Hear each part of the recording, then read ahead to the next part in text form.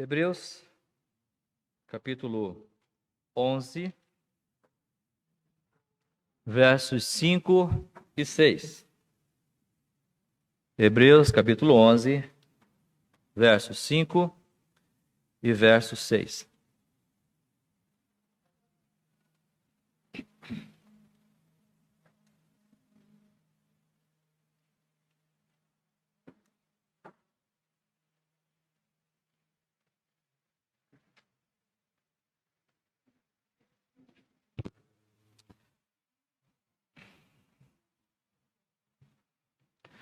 Nós temos neste livro de Hebreus, ainda que não saibamos quem foi que o escreveu, sabemos que foi inspirado por Deus. E no capítulo 11, ele começa com palavras muito importantes para a minha vida e para a sua vida. Ele fala a respeito da fé. Se alguém perguntar o que é fé, o que você responderia?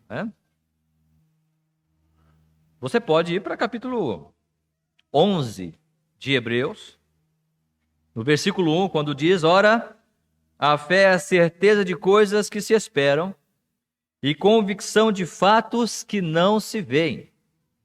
Fé, portanto, é uma convicção interna de alguma coisa que eu nunca vi na minha vida, mas eu sei que vai acontecer.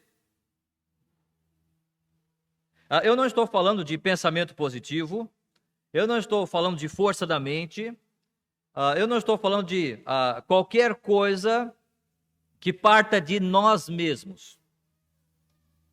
Mas a fé, ela precisa de uma base, e a base é a própria palavra do Senhor. A fé, ela não é, como alguém já falou, um salto no escuro. Alguma coisa que eu não sei o que vai dar, mas eu vou lá. Não, isso não é fé. A fé é exatamente você saber no que aquilo vai dar. Você saber exatamente qual é o final daquilo.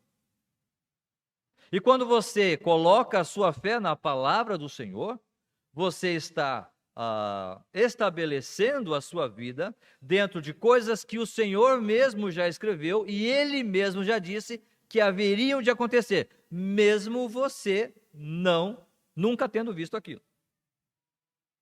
Quando Noé começa a construir a arca, e uns dos homens que estão nessa lista da fé, quando nós vemos, por exemplo, no versículo 7, pela fé, Noé, divinamente instruído acerca de acontecimentos que ainda não se viam, e sendo temente a Deus, aparelhou uma arca para a salvação de sua casa.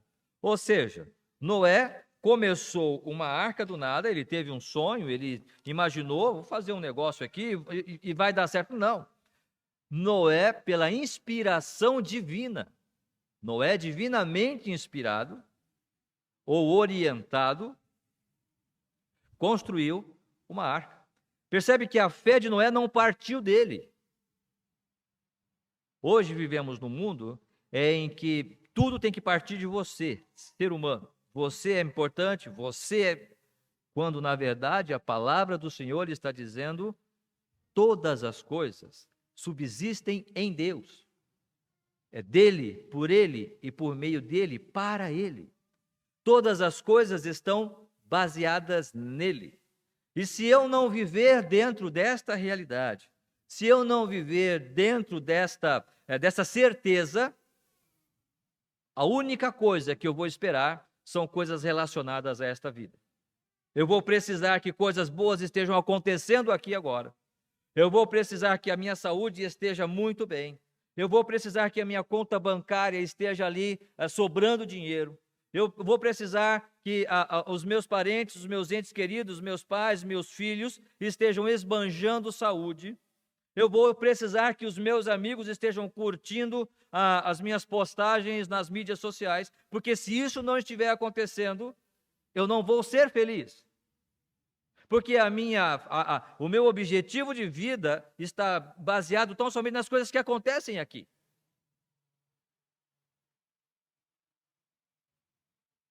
Mas quando os nossos propósitos, quando os nossos desejos e anseios estão baseados em Deus e na sua palavra, naquilo que Ele já falou.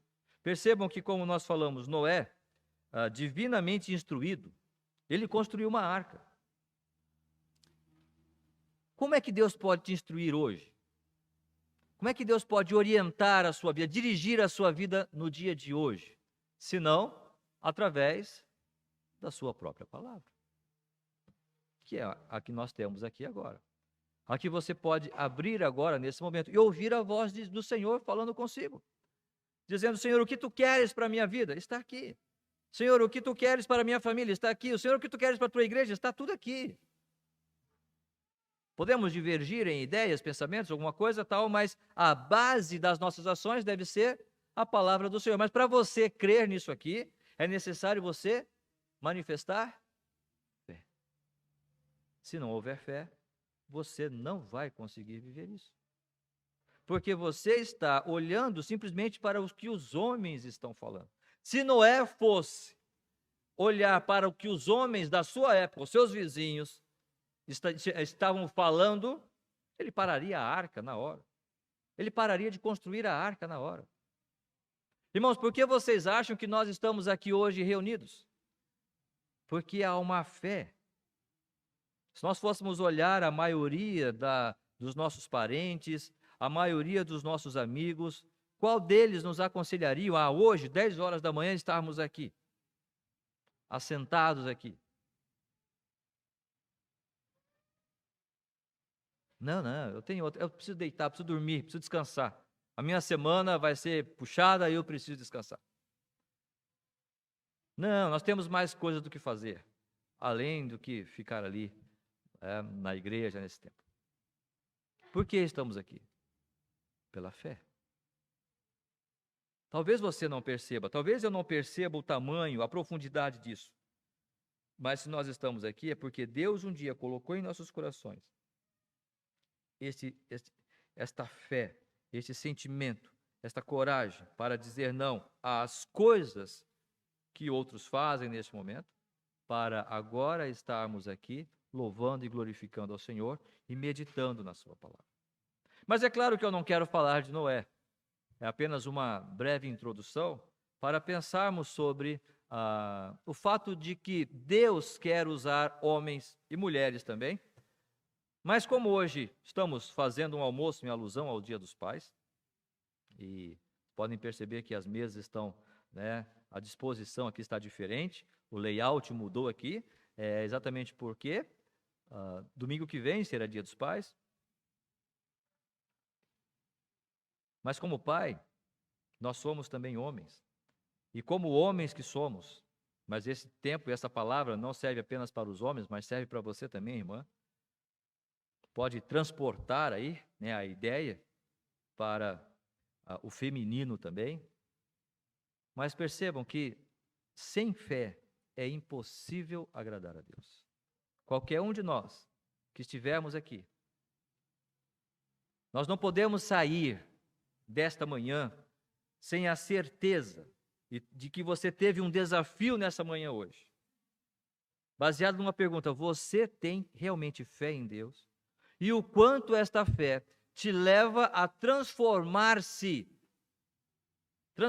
a sua vida, suas ações, suas atitudes para a glória dele.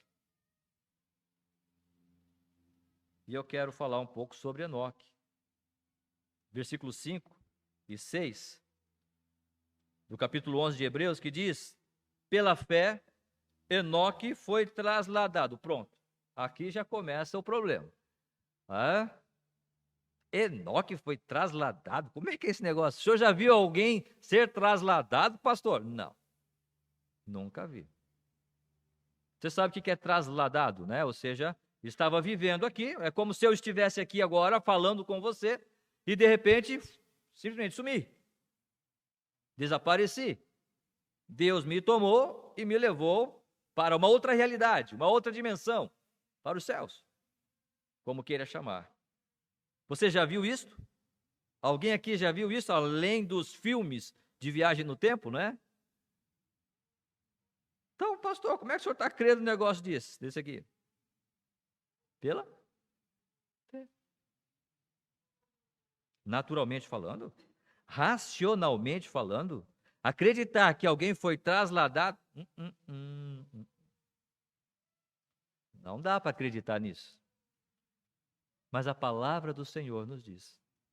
E eu tenho desafiado até vários alunos, né, quando a gente conversa assim em sala de aula. Qual é uma profecia bíblica que até hoje não deu certo, que não se cumpriu? E eu desafio você também. Cite uma profecia bíblica que não tenha se cumprido, que tenha falhado. Pode ir para Isaías, pode ir para Jeremias, para Daniel. Todas as profecias que tinham que ter sido cumpridas por conta da história, já se cumpriram. Mostra que a palavra do Senhor, ela é pelo menos digna de confiança e digna de estudo. E você pode confiar que esta palavra, se tudo que ela disse até o presente momento já se cumpriu, por que as coisas que haverão de acontecer não se cumpriram? Quantas coisas que a ciência, que a arqueologia já tentou descartar como verdade, mas que efetivamente já se cumpriram como verdade, já se comprovaram que existiu.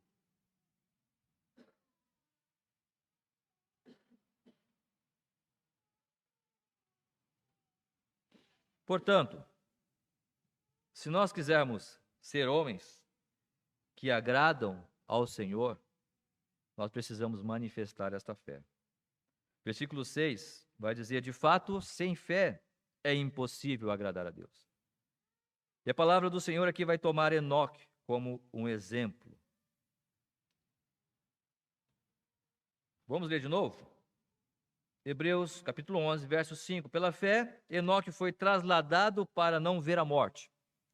Não foi achado porque Deus o trasladara, pois antes da sua trasladação, obteve testemunho de haver agradado a Deus. De fato, sem fé é impossível agradar a Deus, porquanto é necessário que aquele que se aproxima de Deus creia que ele existe e se torna galardoador dos que o buscam. Esta palavra aqui está se referindo àquele homem, Noé, que lá em Gênesis capítulo 5, Gênesis capítulo 6, nós vamos ter ali a sua palavra. Gênesis capítulo 6.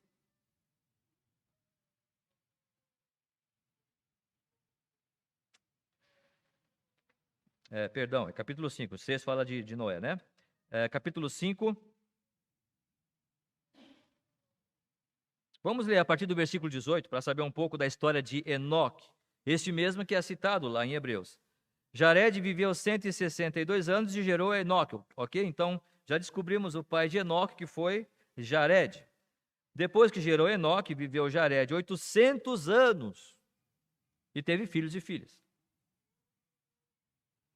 Você crê que alguém poderia viver 800 anos?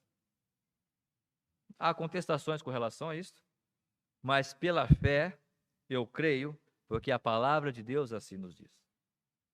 Todos os dias de Jared foram 962 anos e morreu. 962 anos, na verdade, o total da vida do pai de Enoque, Jared. Versículo 21, então. Enoque viveu 65 anos e gerou a Metusalém. Sabemos que Metusalém foi o homem que viveu mais tempo sobre a terra. 969 anos. Versículo 22, então, vai nos dizer: andou Enoque com Deus, e depois que gerou a Metusalém, viveu 300 anos e teve filhos e filhas. Todos os dias de Enoque foram 365 anos. Andou Enoque com Deus e já não era, porque Deus o tomou para si. Como é que funciona isso aí, pastor? Não sei. Sinceramente, eu não sei.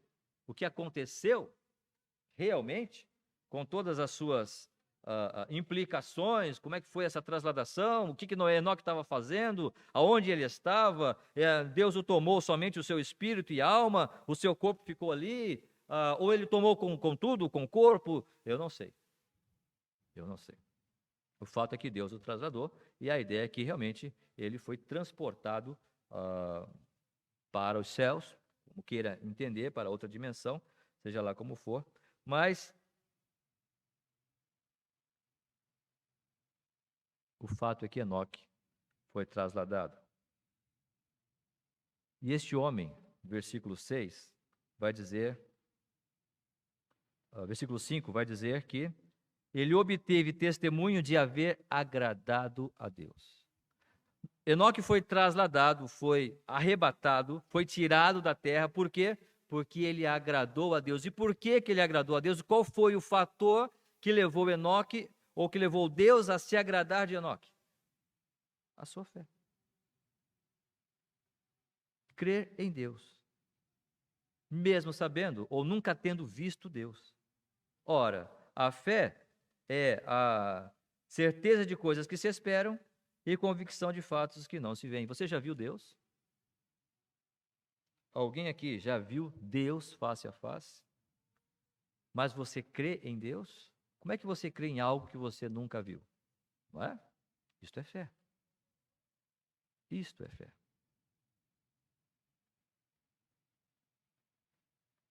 Segunda de Pedro, capítulo 1, versículo 7.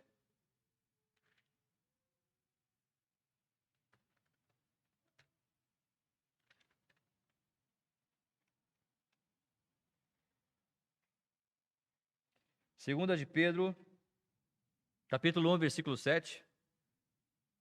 Versículos 6 e 7. Pedro nos dá ali uma lista de virtudes que devemos buscar, mas eu quero salientar apenas uma. Com o conhecimento, domínio próprio, com o domínio próprio, a perseverança, com a perseverança, a piedade. Com a piedade, a fraternidade, com a fraternidade, o amor. Já temos falado, irmãos, o significado da palavra piedade, não é? Nunca é demais falarmos sobre esta palavra no seu sentido real. Piedade não significa fazer o bem ao outro. Ainda que no português isso possa ser uma realidade, possa ser verdade. Piedade não significa apenas compaixão ou uma atitude de benevolência, ou você sentir a dor do outro. A palavra piedade, de acordo com o contexto, ela significa uma consciência constante da presença de Deus. Piedade tem o significado no seu original de que eu estou ciente de que Deus está aqui, neste exato momento. Eu não vejo Ele. Eu não estou vendo Ele em carne e osso, assim como eu estou vendo você ou você me vendo. Mas a ideia de piedade é exatamente a ideia de que aonde eu estiver, Deus está comigo. Por isso, eu não faço o que eu faço, ou o que eu faria, ou o que eu desejo fazer. A palavra piedade tem esse poder de falar que Deus está aqui, por isso eu não digo essas palavras. Não é porque a minha esposa não está, porque o meu esposo não está, não é porque os meus filhos, não é porque o pastor, não é porque ninguém da igreja está, então por isso eu faço. Estou sozinho, então eu faço. Eu sei que eu estou sozinho, mas na verdade eu não estou porque Deus está. A fé implica numa vida de piedade, por quê? Implica no fato de crer que Ele existe, mesmo eu não vendo. A fé é a certeza de coisas que não se veem. Eu não posso ver Deus, mas eu sei que Ele existe. Eu não posso explicar essa sensação, eu não posso explicar esse sentimento, eu não posso trazer para você uma ideia clara sobre essa certeza que há dentro de mim. Mas isto é fé, é a certeza de coisas que não se veem. E isso transforma a nossa vida. Isso transforma a sua vida. E percebam que esta fé fez com que Deus olhasse para Enoque e se agradasse dele. Por quê? Deus olhou em Enoque alguma coisa diferente dos outros homens. Deus percebeu em Enoque que ele era singular. Semana passada, se não me engano, nós falamos sobre Daniel, homem muito amado. Percebam que existem características nos homens da palavra do Senhor, dos homens bíblicos, que fazem eles se destacarem dos outros homens. fazem eles se destacarem da maioria.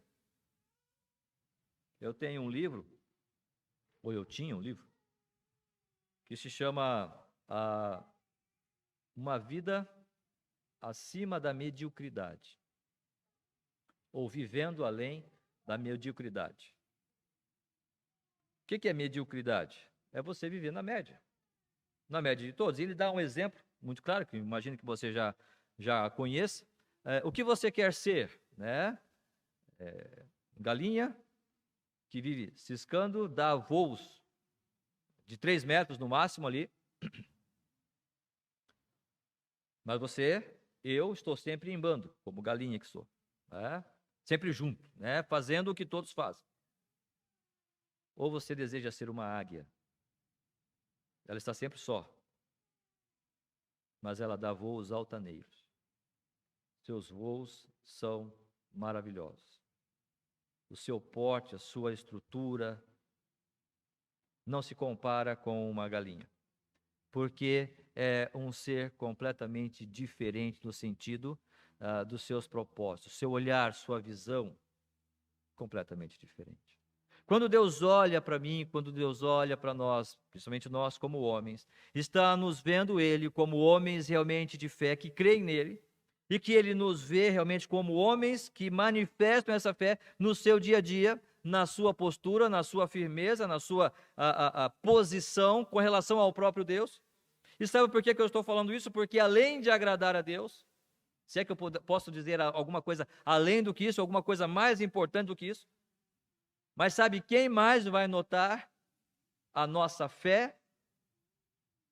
Os homens. Sua esposa. Seus filhos.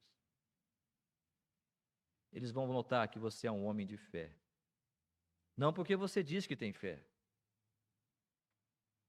mas porque você realmente vive esta fé no seu dia a dia. O que nós lemos a respeito de Enoque? Enoque viveu 300 anos e teve Metusalém. Depois viveu mais 65 anos, se não estou confundindo e trocando as ideias aqui, e teve filhos e filhas. Enoque era um homem comum, como eu, como você. Ele vivia o dia a dia normal da vida da igreja, vamos dizer assim. Ele acordava de manhã, ia para o seu trabalho, voltava, sustentava a sua casa, chegava em casa, a mulher, ô Enoque, chuveiro está queimado, tem que trocar a resistência. Um dia cansado. Ele ia lá e trocava a resistência. Ele queria? Não queria. Ué, um homem normal. Ou a sua fé, ou fazia, olha, vou dar um estralo aqui, a resistência vai ser consertada. Só com... Não! Ele tinha que ir lá e trocar a resistência, ué. Era a vida do Enoque, a vida, minha vida, a sua vida. A cachorra soltou, macho, tem que ir ali prender a cachorra. Há pouco eu estava ali prendendo a Kira. É a vida normal, é a vida comum do dia a dia, tem que fazer, não tem outra coisa para fazer. Fé não significa que você é um ser super especial. Alguém que chega e parece que transmite uma luz e todo mundo vai, olha, eu não consigo mais enxergar porque a luz dele... Não existe isto. A nossa fé está baseada na nossa postura, no que diz o quê? A palavra do Senhor, naquilo que Ele nos disse, naquilo que nós aprendemos, naquilo que nós estamos manifestando no nosso dia a dia. E não significa, irmãos, com toda certeza que Enoque não errou, porque um também das listas que nós acabamos de falar foi Noé, e Noé também errou. Nós vivemos numa época em que parece que nós não podemos errar, e principalmente na igreja.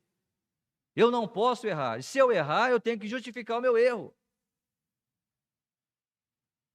Não foi eu. Isso não é fé.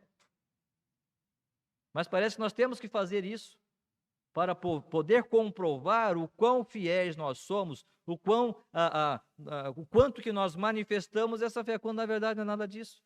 Fé é exatamente reconhecer que erramos. E como homens, mesmo que erremos, nós temos toda a dignidade, nós temos toda a liberdade em Deus para dizer, Senhor, nós erramos. Não errou, mas está aqui na lista dos homens da fé, dos heróis da fé. Depois de ter saído da arca, depois de saber que Deus livrou a sua família, destruiu toda uma geração e usou ele e a sua família, os seus filhos, sua esposa, para continuar a raça humana, ele foi o quê? Fazer o quê? Tomar uns goró. Mas, Noé, hein? Para tirar um 10, Noé, fica quietinho, toma só chocolate em pó, né? Nescau, toma um Nescauzinho que tá tudo, leite, rapaz. Uma Coca-Cola, tá tudo bem. Não, preciso de um vinho. Preciso beber. Errou. Ficou nu na frente dos filhos, aquela coisa toda. Imagina a vergonha. Mas está aqui, entre os heróis da fé. Por quê? Porque o ser humano, ele erra. Você erra, eu erro. Pais, vocês vão errar. Homens, vocês vão errar. Eu vou errar. Porque nós não somos perfeitos. Graças a Deus que não somos. O mundo está dizendo que você tem que ser perfeito. Quando, na verdade, a palavra do Senhor, nós lemos, não é? Nós lemos no Salmo de número 90, vamos lá ler de novo lá, para Salmo 90.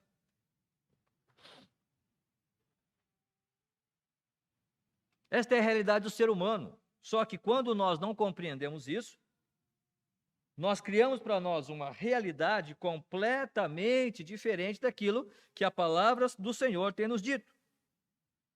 Senhor, Tu tens sido o nosso refúgio de geração em geração. Quem é o nosso refúgio? É Deus. Por que nós nos refugiamos nele? Por causa da fé. Antes que os montes nascessem e formassem a terra e o mundo, de eternidade a eternidade, Tu és Deus. Isso é fé. Você só pode escrever isso, você só pode ler isso, você só pode entender isso se você tiver fé num Deus soberano, num Deus eterno. Tu reduzes o homem ao pó e dizes, tornai filhos dos homens, pois 1000 anos aos teus olhos são como o dia de ontem, que esse foi como vigília da noite, ou seja, Deus é superior a nós. Eu não sei o que vai ser amanhã, mas Deus conhece todas as coisas. Versículo 5, tu os arrastas na torrente, são como um sono, como a relva que floresce de madrugada viceja e floresce, à tarde murcha e seca, isso é o homem. Pois somos consumidos pela tua ira e pelo teu furor conturbados. Diante de ti puseste o que? As nossas iniquidades, e sob a luz do teu rosto os nossos pecados ocultos. Precisamos ler mais alguma coisa? Este aqui era um homem de fé. Davi, um homem que confiou no Moisés, né? Moisés, um homem que confiou no Senhor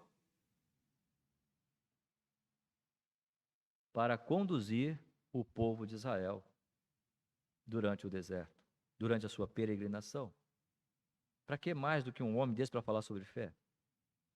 E ele mesmo vai olhar para si e vai dizer, Senhor, o Senhor colocou diante de nós as nossas iniquidades, e sob a luz do teu rosto os nossos pecados ocultos. Moisés foi para o monte para receber as leis do Senhor, e quando ele voltou, o seu rosto resplandecia. Tiveram que colocar um lenço no seu rosto. Não foi isso? E olha o que ele diz. O Senhor colocou diante de nós as nossas iniquidades e sob a luz do teu rosto os nossos pecados ocultos.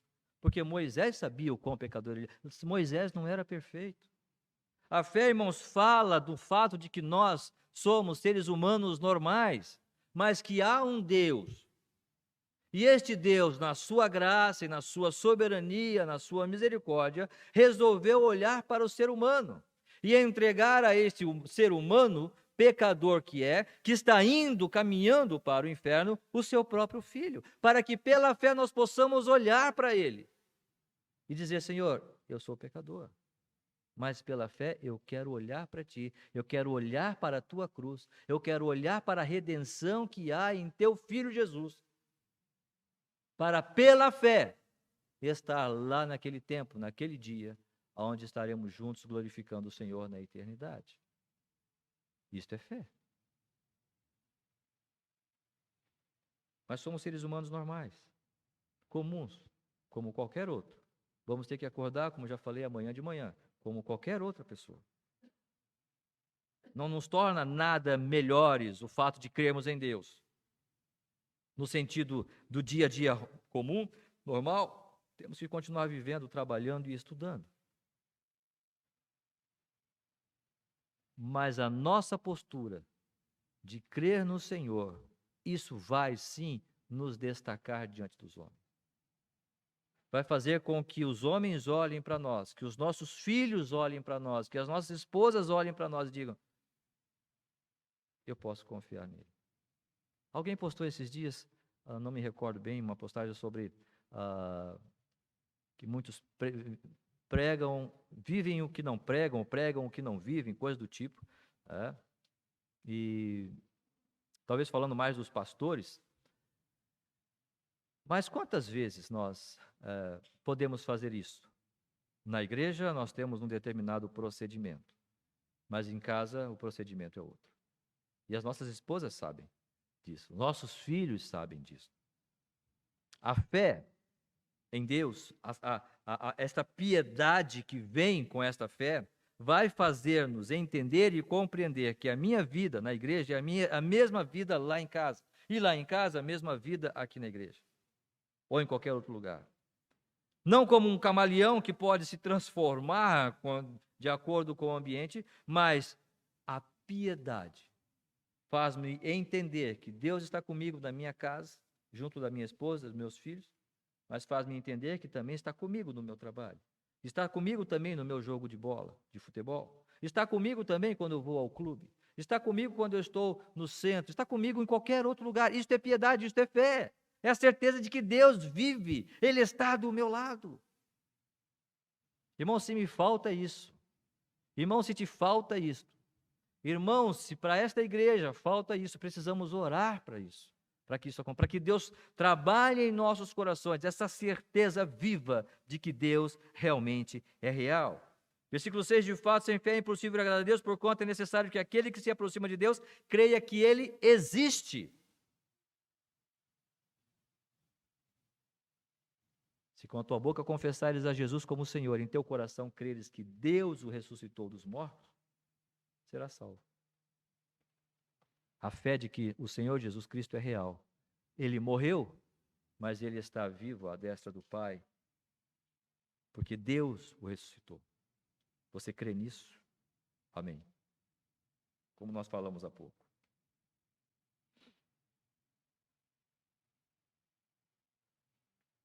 E se Deus vive, se Deus é real, é claro que Ele vai, como diz a própria palavra, de fato, sem fé é impossível agradar a Deus, porquanto é necessário que aquele que se aproxima de Deus creia que Ele existe e que se torna galardoador dos que o buscam. O que você busca? Coisas materiais, status, dinheiro. O que você busca? O que é mais importante para você? Capítulo 10 de Hebreus. Vamos ler a partir do versículo 32. O livro de Hebreus é um livro mais escrito para o povo de Israel. É claro que a igreja também se beneficia desta palavra, tem a sua aplicação para nós, mas está sempre voltando para a história de Israel, mostrando quem é Deus e a superioridade de Cristo no povo, para o povo de Israel e também para a nossa vida. E diz no versículo 32, lembrai-vos, porém, dos dias anteriores, em que depois de iluminados, sustentastes grandes lutas e sofrimentos. Ora, expostos como um espetáculo, tanto de opróbrio quanto de tribulações, ora, tornando-vos co-participantes com aqueles que desse modo foram tratados. Verso 34. Porque não somente vos compadecestes dos encarcerados, como também aceitastes com alegria o espólio dos vossos bens, tendo ciência de possuirdes vós mesmos patrimônio superior e durável. Perceba, falando ao povo aqui, vocês sofreram na peregrinação de vocês, quando da perseguição, em todas as etapas da história de Israel, vocês sofreram tudo isso. Mas vocês sofreram isso e vocês continuaram, vocês se mantiveram firmes, mesmo perdendo os seus bens, mesmo perdendo muitas vezes parentes, porque vocês tinham um patrimônio superior e durável. Deus prometeu ao povo de Israel que Ele iria sustentar, que Ele iria proteger, que Ele iria suprir todas as necessidades deles, mesmo passando por tribulações. E no versículo 35, então, vai dizer, não abandoneis, portanto, a vossa confiança. Não abandoneis, portanto, a vossa fé. Continua confiando. ela tem grande galardão. Ele se torna galardoador daqueles que o buscam. Enoque andou com Deus e ele experimentou algo indizível, ser trasladado. Subir para Deus sem experimentar a morte, sem ver a morte. Deus o galardoou, Deus o presenteou, Deus deu esta dádiva para Enoque. Não experimentar esse momento, esse tempo que todos nós tememos e lutamos contra isso, né? Quem quer a morte, né?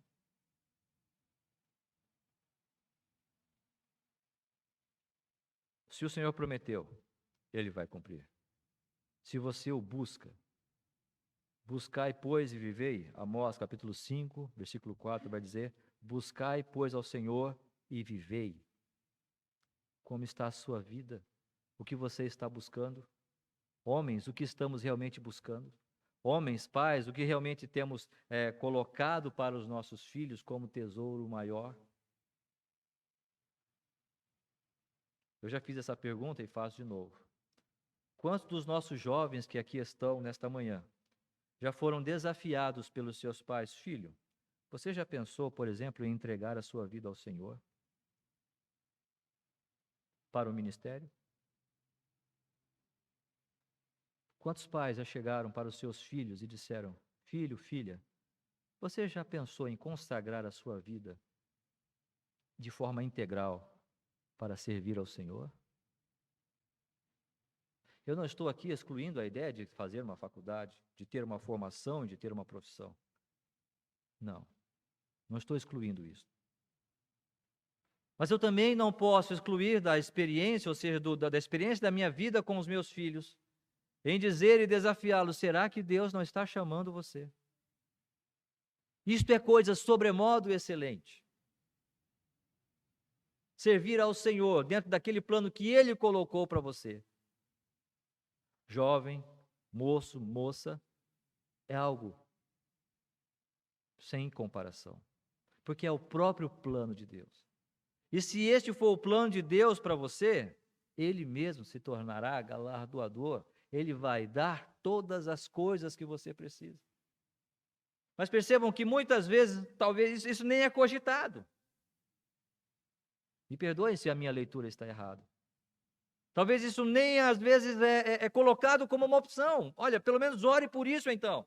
Talvez não seja o plano de Deus, não são todos os jovens que têm que ir para o seminário, claro que não. Mas você já pensou nisso, pelo menos? Você já orou sobre isso? Ou nós estamos constantemente trazendo para os nossos filhos tão somente a única opção? Faça uma faculdade, ganhe dinheiro, case bem e viva bem. Como se as coisas terminassem aqui neste mundo, nessa terra.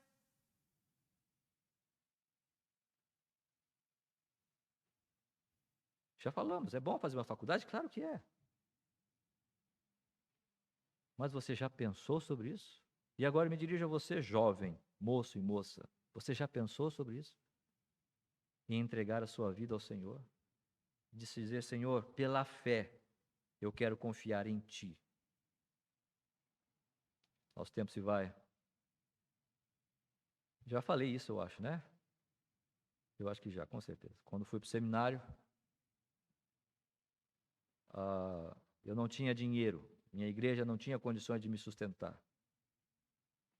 E chegando lá, no primeiro trimestre, na verdade, que eu fui depois, né? Eu entrei em abril. Já o semestre já tinha iniciado, fiz só 3 meses, recuperei algumas matérias passadas, e aí terminou o trimestre, o semestre, na verdade, para mim, trimestre. A minha igreja não tinha dinheiro para me enviar, e meus parentes muito menos, né? Eu paguei ali aquele primeiro semestre com o dinheiro que eu recebi da rescisão da empresa, paguei aquele semestre e acabou o dinheiro. E vou fazer o que agora? Vou ficar aqui em Marilândia, vou arrumar um trabalho. Durante as férias, eram 50 dias de férias, vou pedir licença para a escola, vou trabalhar, fazer alguma coisa por aqui, ajudante de pedreiro, sei lá, qualquer negócio. E vou angariar algum valor para pagar o próximo semestre. Horas. Eu não quero sair, eu quero estar aqui, eu quero separar a minha vida para o Senhor. Tinha dinheiro? Não tinha. No último dia, os alunos têm que sair, ir lá na secretaria, pegar a sua negativa de dívidas, né? Se eu tivesse dívida, você não podia sair. Tinha que pegar a sua negativa de dívidas, apresentar para o responsável pelo trabalho, responsável pela tesouraria, né? E aí você estava livre para sair de férias. Eu não ia sair. Eu estava ali com a negativa ali para assinar tudo, mas eu não vou sair, não adianta. Aí o diretor me chamou, me ligou, na verdade, o Márcio, você pode ir. A sua igreja acabou de me ligar, eles vão conseguir ali uma oferta para você, conseguir algumas pessoas. Você pode ir para a sua casa e passar as suas férias ali. Você tem o seu sustento garantido para o próximo semestre. E assim foi para o próximo semestre, para o próximo ano, para o próximo ano e para os 4 anos seguintes que nós tivemos ali. Depois nós casamos, precisou de mais fé ainda, porque você casa, não é? Você não é com relação a valores, mulher, né? Precisa de mais fé, porque você é mais alguém agora, né? E aí, como é que fica o negócio? E é fé sobre fé, fé sobre fé, e a coisa vai, e a coisa foi. Eu via? Eu não via. Quantas coisas você pode ter vivido também na sua vida? Você poderia chegar aqui e contar essas experiências que Deus fez na sua vida. Mas essa fé precisa ser vista, precisa ser vivida. Você precisa crer, você precisa dar um passo. Se eu ficasse ali, na minha casa, junto dos meus familiares, ou no meu emprego seguro, não, eu vou esperar conseguir todo o valor do seminário para depois, então, isso não é fé, isso é o meu trabalho. Ninguém aqui está promovendo loucuras, não é isso. Mas se Deus está chamando você, por que não cremos que Deus pode fazer? É claro que pode. Mas nós muitas vezes colocamos para os nossos filhos tão somente a opção de estudar, trabalhar, ser bem-sucedido, ter uma boa casa, ter um bom carro, ter uma boa família e está tudo certo e acabou, como se a vida terminasse aí. Não, a vida não termina aí. Há uma vida eterna. Isso que estamos vivendo aqui é passageiro. Se nós não estivermos vivendo isso, aonde está a fé? Fé neste Deus soberano que pode suprir todas as coisas. E para nós, pais, homens, se nós não vivermos isto, se nós não andarmos diante desta realidade, que fé nós realmente estamos professando e vivendo e praticando no nosso dia a dia, para os nossos filhos, para as nossas esposas, para os nossos colegas verem. Buscai, pois, em primeiro lugar o seu reino. E todas as outras coisas serão acrescentadas. Você crê nisso? Não abandoneis, portanto, a vossa confiança ou a vossa fé. Ela tem grande galardão. Deus vai abençoar se você crer nele.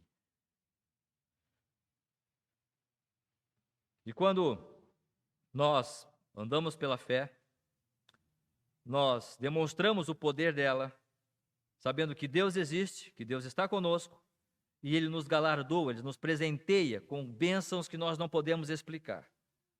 Mas, não somente isto, Ele nos tira temores. Falamos há pouco, um dos grandes temores que o homem pode ter é a morte. Há uma luta intensa, incessante contra a morte, mas é uma coisa da qual ninguém vai escapar, nem eu, nem você. Pode lutar o quanto você quiser. Um dia você vai partir deste mundo. E são esses nossos temores, muitas vezes, que nos fazem aproximar ainda mais da nossa morte. Por que temos tanto problemas com problemas de doenças psicossomáticas, tanto problemas com relação a preocupações com o futuro, preocupações com o que vai ser da minha casa, preocupação com o que vai ser com a minha família, preocupação com o que vai ser com a minha igreja, preocupação com o que vai ser da minha vida. É tanta preocupação e ansiedades, porque nós tememos o amanhã. Nós tememos não dar certo. Nós temos medo de que não funcione como eu quero que funcione.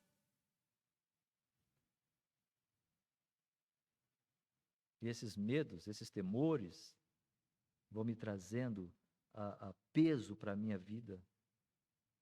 Estávamos falando esses dias sobre o peregrino, né? Estávamos, não sei com quem.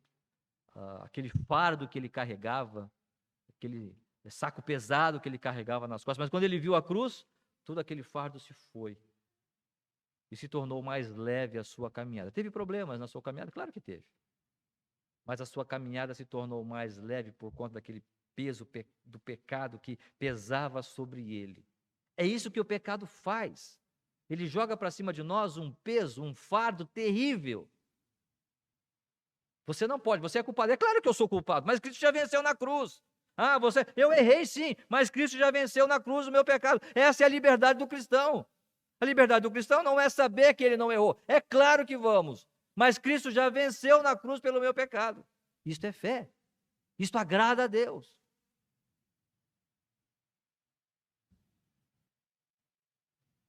Nós vamos ser trasladados desses problemas, desses temores. Eu não espero ser trasladado agora. Não, tu não tem fé? Não, eu tenho fé que Deus pode fazer. Só que Deus não está mais agindo desta forma nos dias de hoje. Porque Ele já enviou Cristo para resolver os nossos problemas. Enoque não tinha ainda Cristo ali no seu tempo. Cristo haveria de morrer ainda no futuro. Nós já podemos ver Cristo na história, tendo um dia entregado a sua vida por nós. Por isso Deus não precisa mais usar esses expedientes para nos dias de hoje. Eu creio que aconteceu, mas pela palavra não precisa acontecer, porque Cristo já nos arrebatou deste mundo tenebroso. O Senhor já nos desarraigou desta terra, deste mundo, e nos fez assentar nos lugares celestiais. Nós já fomos trasladados. Você crê nisso? Isso te livra do poder, do medo, da frustração, da ansiedade, o fato de confiar que Jesus está aqui agora, nesse momento, e Ele é contigo, se você já entregou a sua vida a Ele.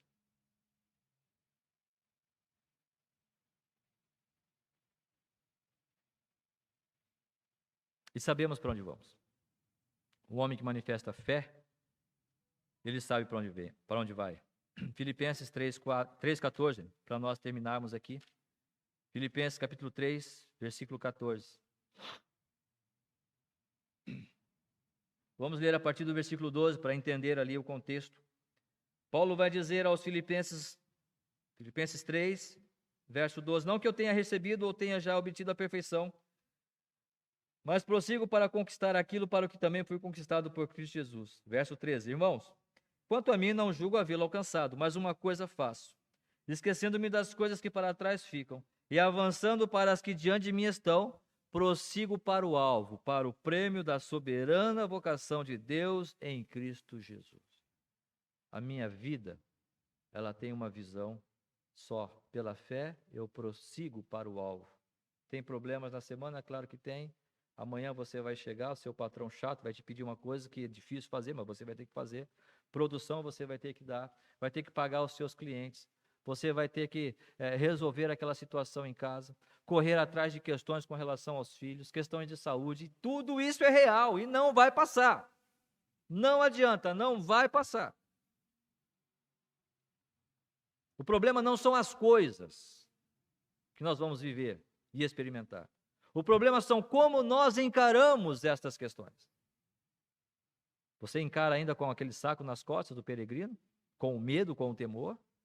Ou você está olhando para Cristo? Eu tenho que enfrentar. E se eu não conseguir, o Senhor vai me dar suporte. Se eu não conseguir, o Senhor vai me dar sua graça. E se eu errar, ainda bem que eu erro, porque eu sou ser humano. É por isso que nós somos seres humanos, para nós errarmos, para Deus mostrar a sua graça. Nós não queremos, claro que não, e lutamos por uma vida de santificação e consagração sem erro. Amém por isso. Mas sabemos que vamos errar. O que não podemos é nos frustrar, porque o nosso olhar, a nossa visão, o que queremos é prosseguir para o alvo, para o prêmio da soberana vocação em Cristo Jesus. Estou olhando para Ele. Se eu me frustrei, é porque eu confiei só em mim. Se eu me decepcionei, é porque eu me coloquei como a base das coisas. Se eu me entristeci, é porque eu era o ó do Borogodó. Não é assim. Deus tem todas as coisas dentro do seu controle. Um homem de fé, um homem que agrada a Deus, é um homem que confia nele durante toda a sua vida. Homens, pais, o quanto precisa para nós confiarmos nesse Deus, assim como Enoque? Para nós realmente sermos trasladados deste mundo, seja vivendo uma vida como águias, que falamos há pouco, que podem ver as coisas e os problemas e dizer, não, o Senhor vai resolver. E se Ele não resolver, está tudo certo, é com Ele. E eu tenho a certeza que eu já fui transportado desta terra. Eu já estou vivendo nos lugares celestiais, lá somente esperando o tempo em que nós vamos estar com o Senhor eternamente. Homens, pais, para sermos homens que agradam a Deus, precisamos ser homens de fé. Homens que creem que o Senhor existe, que Ele é real. Homens que creem, que esperam essas recompensas que haverão de se dar, não só lá nos céus, mas aqui nesta terra. O Senhor nos dando bênçãos maravilhosas que talvez ninguém possa explicar. Ele vai receber esses resultados da fé, vai viver acima de uma mediocridade, vivendo, olhando para as coisas espirituais, buscando a soberana vocação de Deus em Cristo Jesus, totalmente afastado, alheio destas coisas daqui da terra. Ainda que vivemos aqui e temos coisas para fazer, como trocar a resistência do chuveiro. Mas temos que fazer. Mas não é isso que vai me incomodar. Porque o meu coração, a minha vida e a minha fé está em Cristo Jesus e sua obra na cruz do Calvário. Vamos orar? Nosso Deus, nosso Pai, ensina-nos, Senhor, a contar os nossos dias, para que possamos alcançar corações sábios. Ajuda-nos, Senhor, a que, encontrando corações sábios, nós só queiramos uma coisa, buscar ao Senhor. E em buscar ao Senhor, nós possamos crescer cada dia mais nesta fé, nesta confiança que o Senhor quer colocar em nossos corações e acrescentar mais e mais à nossa vida. Para que nós possamos depender tão somente do Senhor. Como pais, como homens que somos, que possamos transmitir isso aos nossos filhos, à nossa casa, à nossa igreja. Mas também cada irmã, cada jovem que aqui está, possa se apropriar dessas verdades de Hebreus, desses homens, desses heróis da fé, que viveram pela fé. E que assim, ó Deus, guardadas as proporções e os contextos, possamos aplicar esta mesma fé nos nossos dias, vencendo, ó Pai, todos os temores que nós possamos enfrentar, possamos viver e possa vir querer nos assaltar. Mas que em tudo o Senhor seja glorificado na nossa vida, pela fé que nós manifestamos diante do Senhor e diante dos homens. E que o Senhor se agrade de nós. E sim, ó Pai, esperamos o dia em que seremos trasladados por completo desta terra. Estaremos com o Senhor na eternidade, gozando das bênçãos eternas e clamando e proclamando que Tu és Senhor dos senhores, que o Senhor, de fato, é Rei dos reis. Se alguém não tem essa certeza ainda, se os seus temores ainda perturbam sua alma e seu coração, que o Teu Santo Espírito, ó Pai, possa nesse momento estar trabalhando e fazendo uma obra nesta vida. No mais, Senhor, rogamos a cada um de nós, membros dessa igreja, que juntos possamos crescer na graça e no conhecimento do Senhor e crescendo em fé, como os discípulos pediram. Senhor, aumenta-nos a fé, que assim também essa seja a nossa oração. Muito obrigado, ó Pai, abençoa-nos agora no tempo que nos vem logo após. Abençoe também o almoço que vamos tomar, esse alimento que vamos tomar, que possamos glorificar ao Senhor, te agradecer por tudo isso e que esse alimento faça bem aos nossos corpos e também seja um tempo muito bom de comunhão entre os irmãos. Muito obrigado, nós oramos e agradecemos em nome de Cristo Jesus. Amém, Senhor. Nosso culto está encerrado, que Deus nos abençoe. Logo mais, não sei como é que está, mas teremos o nosso almoço. Deus nos abençoe. Um bom dia a todos.